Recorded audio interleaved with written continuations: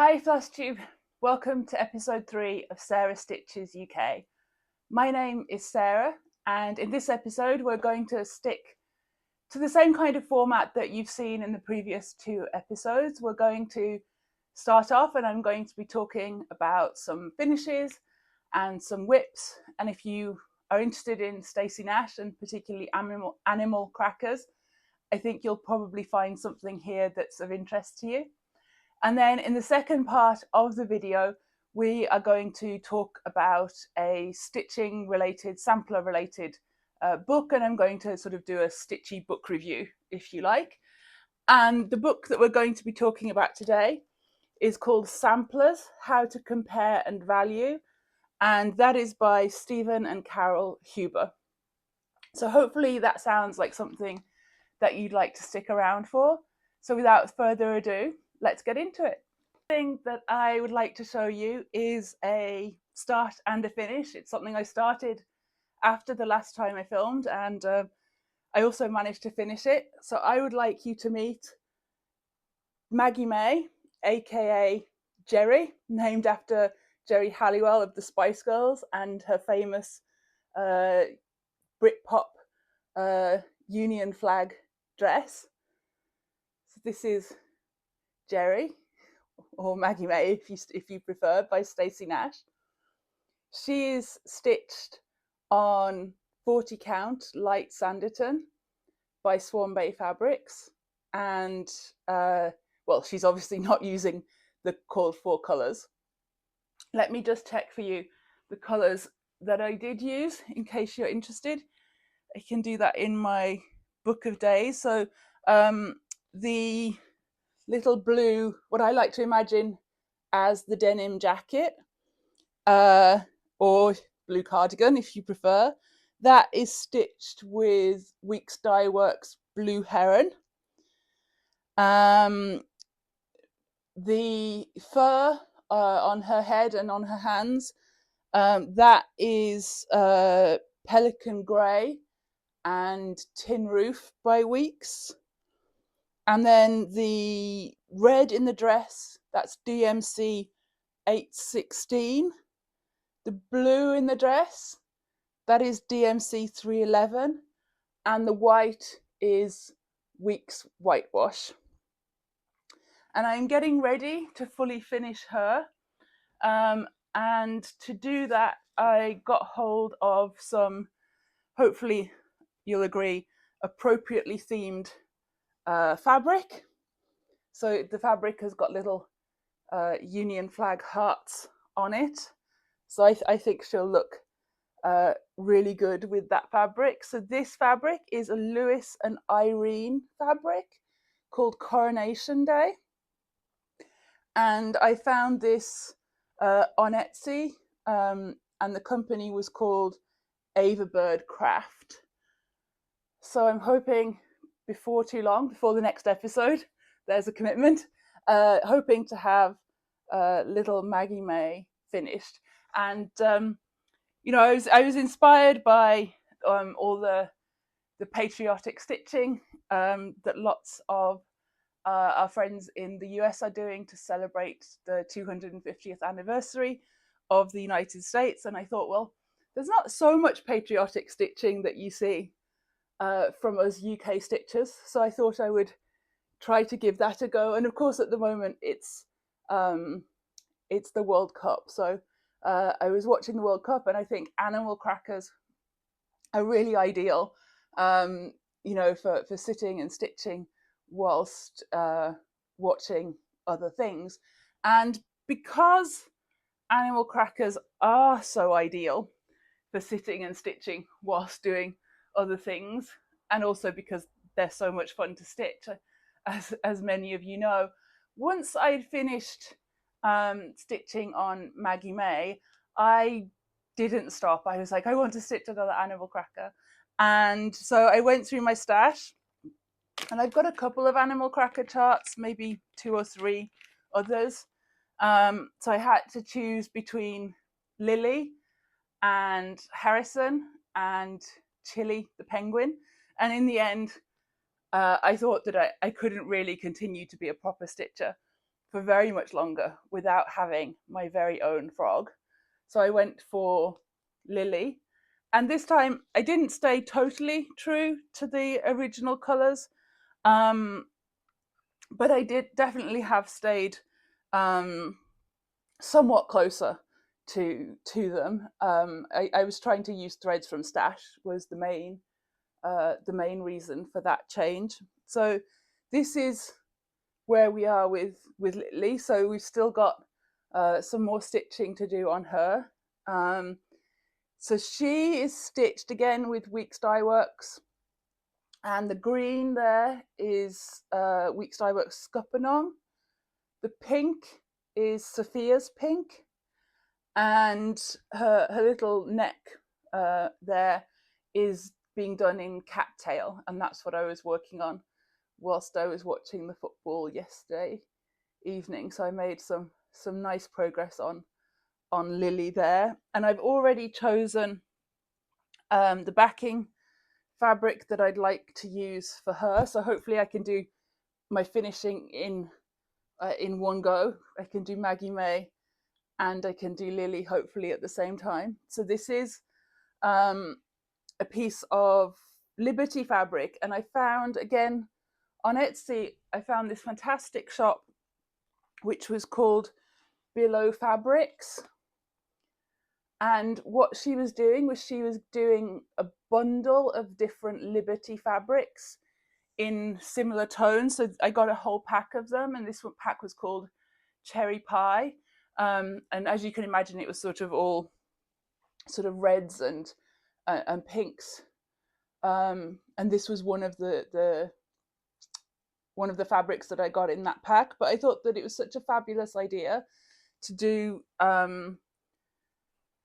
sort of smaller pieces of fabric. I think you could choose different sizes.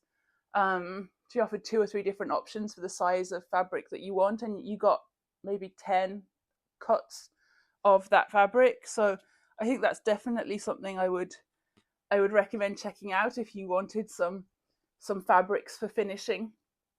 I think that's really ideal. So I'll just hold that up there, billowfabrics.co.uk.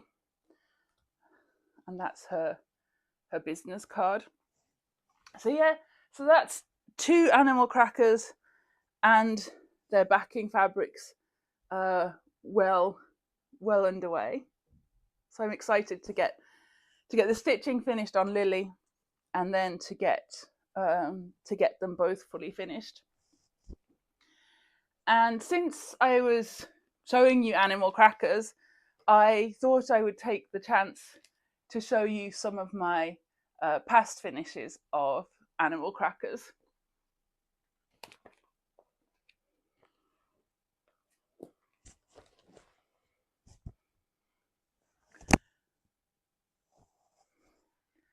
So I think it's fair to say that I'm a little bit obsessed with Bobbin. I must confess that when I was trying to I sort of decided, after I'd been stitching on Maria Wales Newson for a while, I decided that I would like to stitch an animal cracker, to take a break from sort of the big sampler stitching. And it did occur to me to stitch Bobbin again. And then I did think, no, Sarah, that is a bit silly. You need to introduce some variety at least. So instead of stitching a third bobbin, which I'm not ruling out doing in the future, I did stitch Maggie Mae and Lily. But this is my past finish of Bobbin. And again, I got one of the old wooden spools from Etsy, and he was stitched sort of very early on in my stitching journey, and certainly very, very early on in my learn how to finish journey. But I'm still very, very proud to have him around. Love having Bobbin around. And he's got a little scissor charm here, which I got from the Spellbound Bead company, and they're based in the West Midlands, and you can find them on Instagram. So little stalk scissors with Bobbin here, and a very measly amount of thread. I should give him more thread So that is Bobbin version 1, and he was stitched with the called for. And then that's the basket. Again, that was stitched with the called for. It was then that I discovered that I'm very bad at stitching berry baskets. It's the one thing that whenever I stitch them, I've stitched them on this, stitched them on Sarah Milthorpe. I always make mistakes in berry baskets. I don't know what it is about them, but I managed eventually to get this one done. And then Bobbin version 2, who has the little sewing machine charm there, and stitched not with the called for. I can't remember that's possibly chestnut, but I can, if you want to know, you can always pop a comment and I can look that up for you. So that was my Bobbin version 2. And he can sit up there for now. Pair of bobbins. I like to have them looking at each other. Usually. And then, of course, at Jingle Ball, Stacy Nash came out with Ginger, and I didn't resist even for a second. So this is Ginger, and I decided for Ginger to use similar colours to the original Bobbin. So these colours are not the colours that Stacy was recommending for Ginger, but these are I think it's Red Pear and Sanguine, and again this is the putty, and I think it's Tin Roof that's used on the original Bobbin. Now I did have a go at stitching her pocket, but I think I prefer her without, and she's just got a little bell charm hanging on there, and I do keep her out all year round because I think she's great. I love her. Not because my stitching or finishing certainly is far from perfect. I left the edge of this one far too tight, but she does make me smile. So they are my animal cracker finishes. And then this year from January, the Across the Pond Facebook group was having a stitch along for Stacy Nash's chart, the Bees and Birds sewing roll, and I decided that I would like to stitch along, to join in with that. And this is my finished sewing roll, and I'm not very good at following instructions, so these again are not exactly the called for colours, although they're sort of generally in the same line of thinking as the called for colours. So this is stitched on 32 count vintage country mocha on the non-modelled side, and the choices of threads are my own. On the, I don't think I told you the fabric that I was using for some of the other projects. On Lily, that is 40 count Murmur by Picture This Plus. And on the two bobbins, they're both stitched on Suede by Needle Bling. And I think that's also true for Ginger. I think they're all stitched on Suede by Needle Bling. So the sewing roll threads, I stuck to the Weeks Dye Works, but in here you've got Scuppernong, Garrison Green, Blue Jeans, Bright Leaf, Sand, Mocha, Whiskey, Tin Roof, Lancaster Red, Cherub, Merlot, Red Pear, and Pink Sand. And the ship is partly done in Woodstack. I think I went a bit mad with all those colours. Anyway, so in this section of the chart here, it's supposed to be a bee in a heart, and I think there are also some motifs around.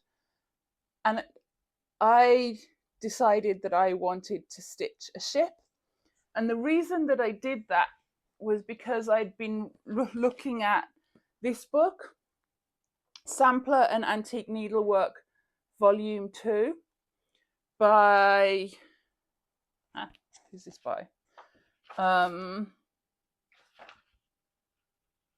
Nope, it doesn't give an author. It's published by Symbol of Excellence Publishers in 1995. And I'd been reading this book, and it talks about the late 20th century hussif. And it talks about how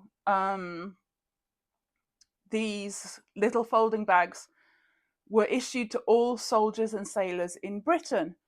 The pieces got their names from the fact that they acted in the place of a housewife. This design features 3 solidly stitched pockets in which to house needlework and sewing. That's the design that's shown here on the right-hand side, and the chart for that is in this book. And the hussif folds to fit inside a carrying case that is embellished with a house, a ship, and a border motif reminiscent of ocean waves. Notice that the ship's bow is pointing towards home, symbolism indicating a wish for a safe return. So this is the ship here, facing towards home, hoping that the sailor will return home safely. So when I read that, I thought that I wanted my sewing roll, the very first sewing roll I've stitched, to also have, as well as the house, which is in Stacy Nash's design, I wanted it to have a ship on as well. And also because I do quite like going on a cruise from time to time. So I added that, and then at the bottom there, I put my name and 2026. So I did make some changes to personalize this. I haven't finished. I finished the stitching maybe March, April time. I haven't quite decided how I'm going to finish it. I was toying with the idea of framing it. When I set out, I was definitely going to turn it into a sewing roll, but now I'm not 100% sure. I think it could look quite nice in my dressing room, which is sort of a pinkish theme. But that's Stacy Nash, a variation on her bees and birds sewing roll, and the variation being that mine doesn't have any bees. So there we go. I haven't yet, but I am planning to stitch the scissor fob that goes along with this. I've been watching, I've joined recently Nikki Franklin's Patreon, and she's designing a travel sewing box based on the theme of roses, and the scissor fob has a rose on, so I think that definitely is something I would like to stitch in the future. And so I have just one more fully finished to show you. In the last episode, I talked to you about Spring Mingle and Nicole Spore's needle book class, which I took.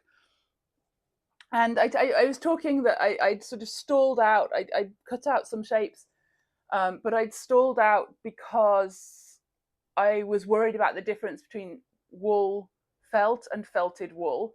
Well, and I'd ordered felted wool, the Weeks Dye Works felted wool that was the called for, and it finally arrived. And in all honesty, it was a little different to the wool felt that I had, but not so much that I thought that I would start again. So I continued and produced my my needle book. It's actually quite hard to say.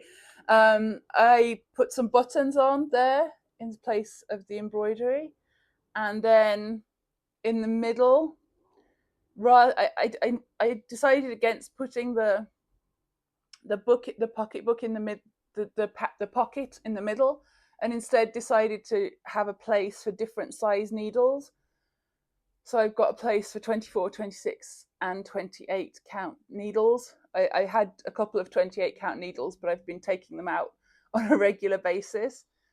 And then I decided in the back here, that's where I would have my pocket and another decorative button there.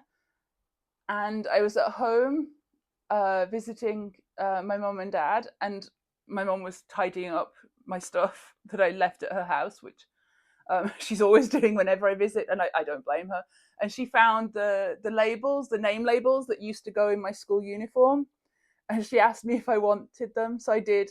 So I sewed on my little name label onto the needle book. So that is now a fully finish, and she is in service, and I really enjoy her. I was not familiar with the blanket stitch, but I'm pleased to say that by the time I got to the last one, I could definitely see some improvement. So that's always really satisfying. So that's my last finished and fully finished. So we're going to move on now to talk about WIPS. Just 2 more WIPS to show you. They're WIPS that you've definitely seen before. So the first one is my second go around of the Quaker SAL by Modern Folk Embroidery. And I think since the last time you saw it, I've come up this left-hand side. Last time around, I did follow the order of parts that Jacob had suggested, but this time I went rogue and just followed whichever path took my fancy. So this is stitched on 40 count Silver Moon by Zweigart using DMC 321, I think. Yeah, 321. So I had hoped to make more progress, but I think having stitched it so recently, a longer break would have been advisable. But I definitely want to get get this one done in time before the start of the Fast Frisian SAL, which is in August. So that is Quaker SAL by Modern Folk Embroidery. And then the second WIP that I've been working on just about very, very slowly. I've been taking my time and making something of a meal of this one.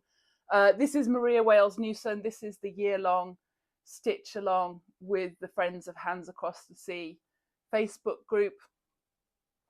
So this is Maria. And for for June, the stitching assignment was to stitch the 2 trees, the deer and the dog and the flowers on the right-hand side of the house here. And today is the 27th of June, Sunday, the 27th of June, I think. It's definitely Sunday, the last Sunday in June. And I haven't quite finished. I'm nearly there, but not quite. I've still got the other leaf to put in here and the flower here. So I haven't fallen behind yet. And thanks to Audrey of Stitch Bead, I think I'm going to make it through, because I saw that yesterday she put up a Stitch With Me video, one of her Stitch With Me videos, and she's stitching on Maria. And so what I'm hoping to do later today is to sit down with Audrey's video and to very literally stitch with her on the June assignment part of Maria Wales Newson. And this is it so far. So that is nearly 6 months worth of stitching. This is stitched on 40 count peridot by Fibre on a Whim, which is I think I've never seen lichen by Tabby Cat, which is the called for. I've never seen it in real life, but from everything that I've been able to gather, I think it's a more subdued greenish grey, whereas this is really quite a vibrant lime green, almost neon green, maybe.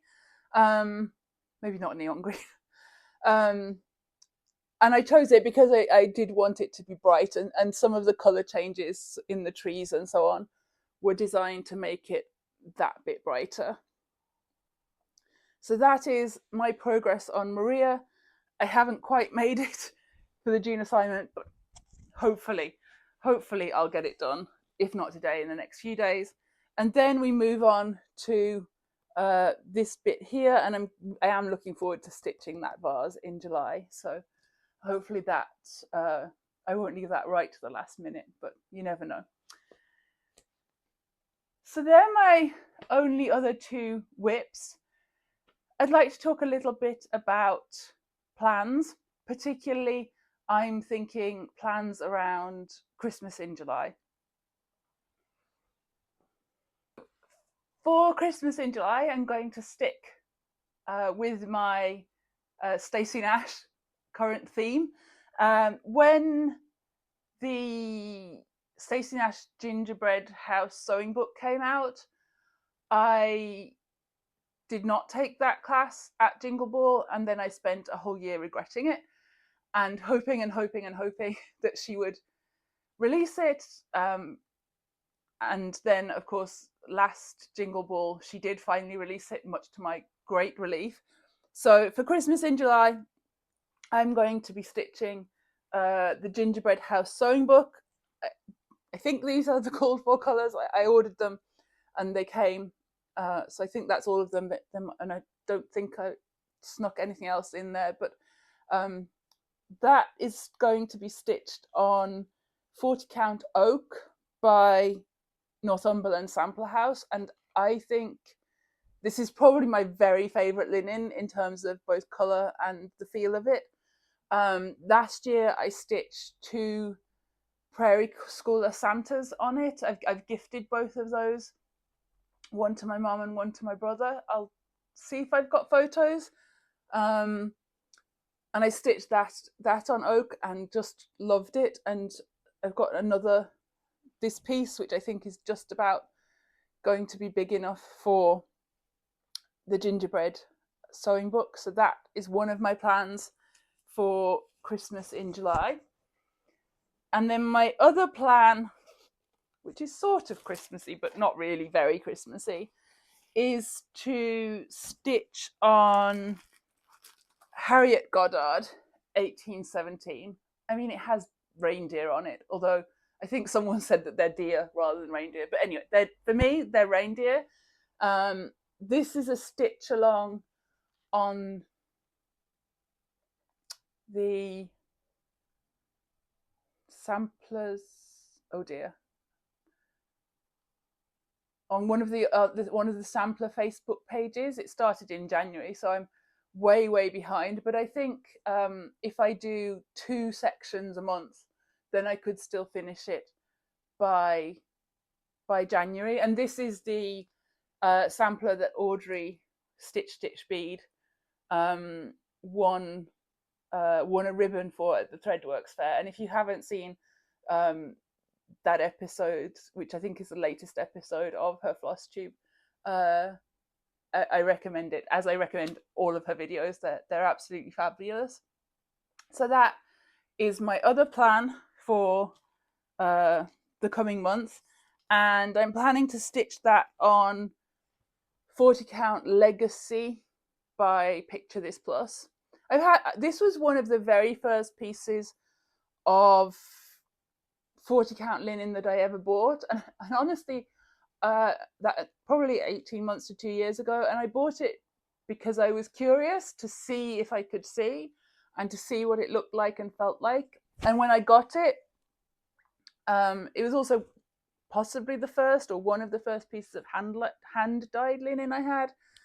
And I've had it, as I said, for a little while and not really known quite what to do with it. I was just curious and bought it to be able to see it. I think I bought that from Peakside.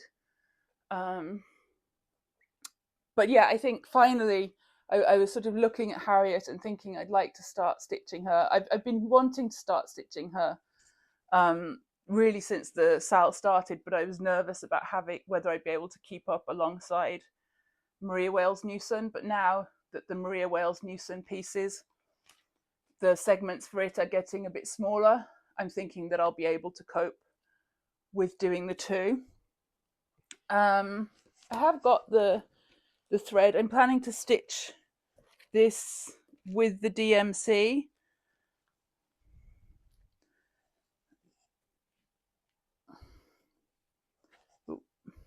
So they are most of the DMC, and then there's that red and pink as well. I haven't figured out floss drops, I'm afraid, so if anyone is terribly offended by the way I store my thread, I won't show that for very long. So they're most of the colours for Harriet. I did toy with the idea of stitching her exclusively in sort of red, green and gold to make her even more festive. I haven't totally ruled that out, but for now I'm thinking with this colour linen that I might go for the called for. So that is my other plan for stitching in the coming month. That is all of the stitching that I have to show you and to talk about. In the next part of the video, we're going to go on to Sarah's stitching bookshelf, is what I like to call the segment. And we're going to be talking about, as I said, samplers, how to compare and value. So I hope you'll stick around for that. I'll be back in a second. So welcome to Sarah's stitching bookshelf. In case you missed it, in the last episode, I was talking about Samplers, Smallpox and Sugar, Life in Muller's Bristol Orphanage by J.K. Bauer and Rebecca Scott of Whitney Antiques. Thank you so much for all of the comments and feedback on that review. I really do appreciate it. And if you're interested, obviously you can go and check that out. That was episode 2. Today's book, Samplers and How to Compare Value. So this is by Stephen and Carol Huber, and I think it's really important to be clear at the start that this book was published in 2002. So it's certainly not a recent book, unlike the Samplers, Smallpox and Sugar, which is absolutely brand new out. I picked this book up on the second-hand market for a very, very modest cost, maybe £3 or £4. And I was just curious. I don't particularly have an interest in buying samplers at auction. I would much rather stitch my own. But I thought it would be interesting to see what the book had to say about samplers, and I wasn't disappointed when it arrived. It is full of illustrations. It uses the same format throughout, so I'll just choose an example for you. So here we go. So let's choose an American example. So for example, it has a set New Hampshire floral samplers. So every single page in the book after the introduction is a double page like this one, and it introduces you to the type of sampler. So in this case, New Hampshire floral samplers, and then it gives you 2 examples of this category of sampler, and in each case one of the examples would be considered more valuable if it were to come to auction or up for sale, and the other example would be considered less valuable. And what the book does is it talks about why in each case a sampler might be considered more or less valuable, and picks out some of the features. So here you can see it's sort of got arrows pointing to different features on the sampler, and then the blue box is the box that is the less expensive sampler.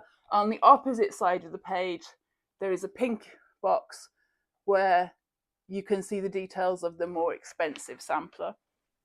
And the book follows this format throughout. And I had a lot of fun actually, turning the page and just looking and trying to guess which of the two samplers would be the more or less expensive.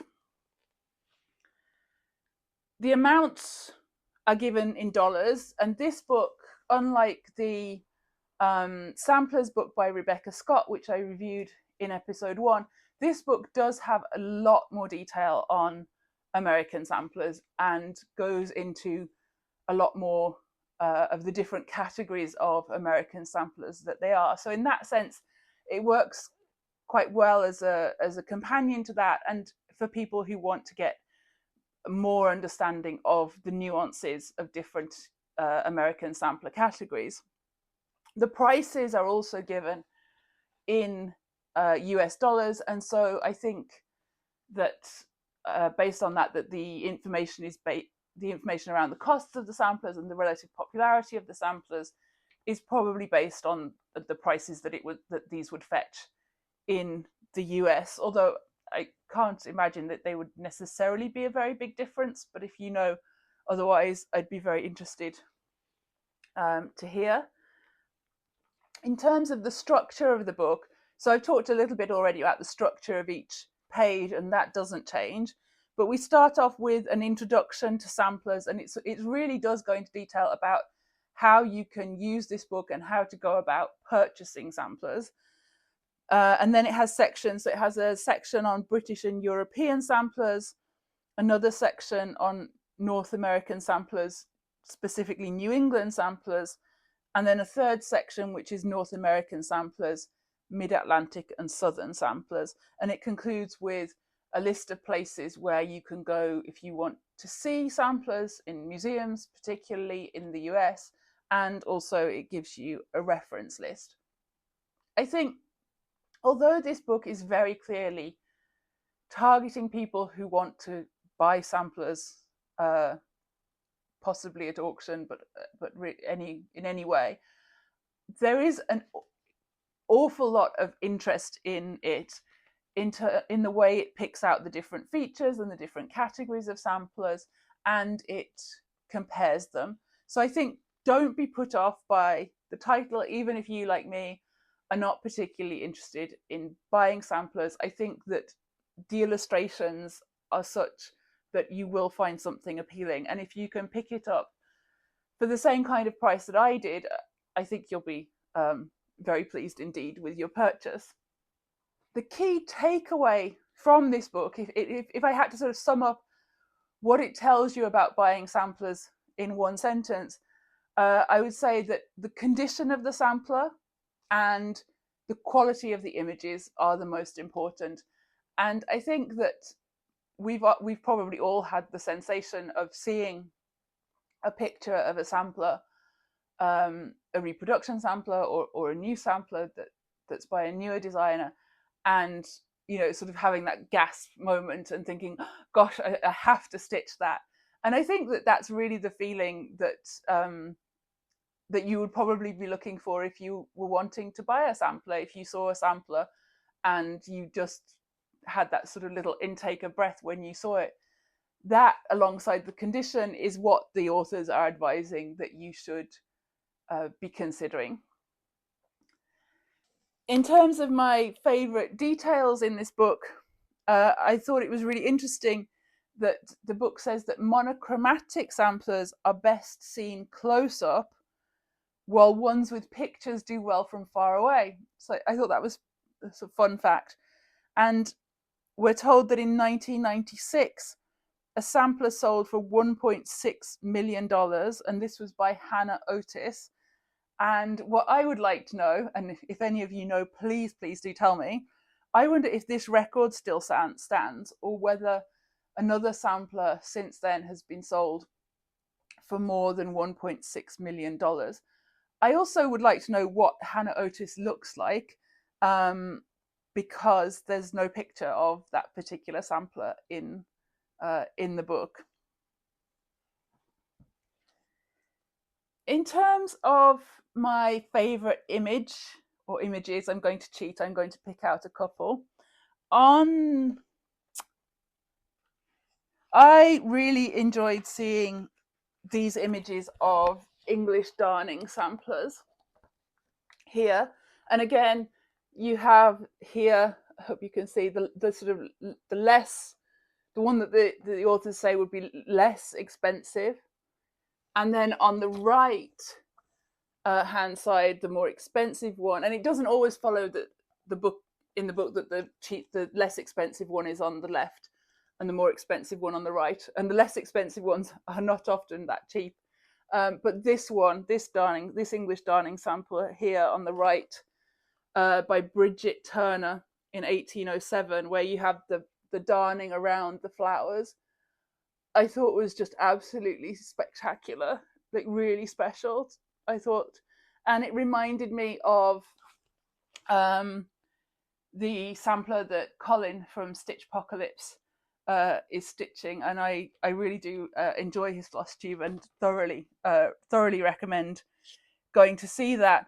And he talked quite a lot in some of his videos about darning samplers, and I was struck here that it says that far fewer darning samplers exist than most other types, and so collectors seek them eagerly. And I think at one point Colin had perhaps commented that he wished that there were more darning samplers reproductions out there for us to stitch. And Colin, I think that maybe that's why there aren't, because there were far fewer that exist, at least according to this book. But that is certainly a sampler that I would love to develop the skills to be able to stitch Bridget Turner here. And then other favourite images, Scottish lettered samplers.